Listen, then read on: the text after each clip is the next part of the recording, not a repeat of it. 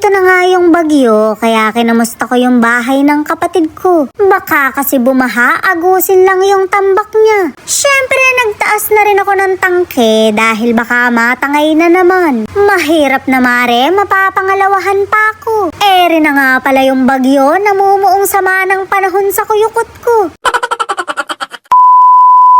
Signal number 4 na nga, kaya nilikas na namin yung sasakyan. Bahain pa naman sa amin, kaya sinafety na namin sa mataas. Mahirap na mare, baka kabod ko na lang ibenta to sa marketplace. Need cash yung reason for selling, pero yung totoo nag-swimming na talaga sa baha. Pwede pa naman yon, ibabad na lang sa bigas.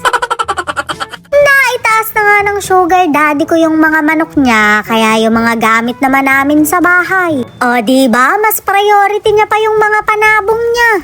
Ring at dinaanan ko muna yung kapatid ko dahil baka natabunan na yung bahay niya. Puro lupa na kasi dito dahil nagpatambak nga ako. Yabang, sinorpitan pa ako ng sugar daddy ko. Ayaw pa akong mabasa, akala mo naman mahal na mahal. Bogok, mas inuna mo pa nga yung mga manok mo.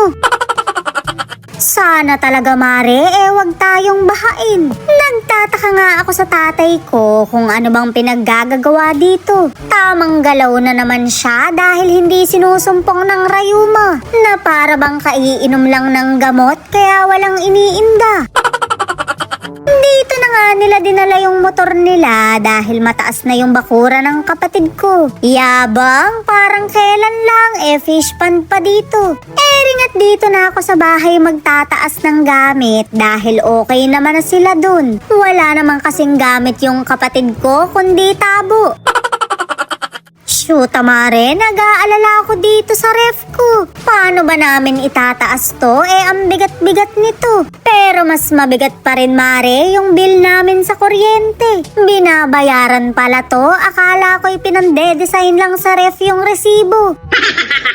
Mukhang maitataas ko naman, mare, pero yung buwa ko naman ang bababa. Mag-swimming ka na nga lang, ibababad na lang kita sa bigas. Yung mga kaya ko na nga lang buhatin, yung ipag-aangat ko. Katulad na lang nitong tangke ko na paboritong-paborito ng baha. Sorry, hindi mo na siya matatangay this time. Ba't ba kasi trip na trip mo to? San mo siya dalahin?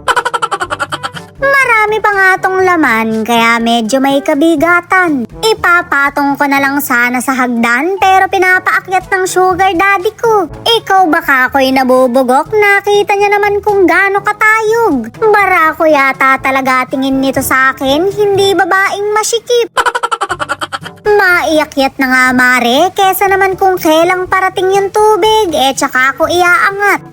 Rin na nga pala talaga yung bagyo, namumuo na sa kuyukot ko. Mare, namumuong sama ng panahon. Hindi na nga namin gagalawin tong ref dahil napakabigat talaga. Chinek ko na nga lang yung bigasan namin at eto na lang pala yung laman.